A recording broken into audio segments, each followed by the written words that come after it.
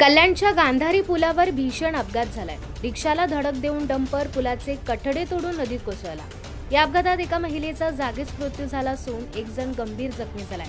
जखमीला कल्याणच्या खासगी रुग्णालयात उपचारांसाठी दाखल करण्यात आले। आज सकाळी 7 वाजण्याच्या सुमारास बापगाववरून निलेश वानखेडे हा रिक्षा चालक आपल्या आईला कल्याणला रिक्षाने घेऊन जात होता। यावेळी कल्याण पश्चिम इथल्या गांधारी पुलावर डंपरने रिक्षाला जोरदार धडक दिली। यात रिक्षा चालकाची आई मंगल वानखेडे हिचा जागीच मृत्यू झाला।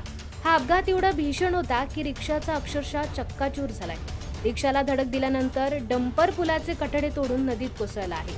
अद्यापही डंपर आणि चालकाचा शोध लागलेला नाही। घटनास्थळी कल्याण खडकपाडा पोलीस दाखल झाले आहेत।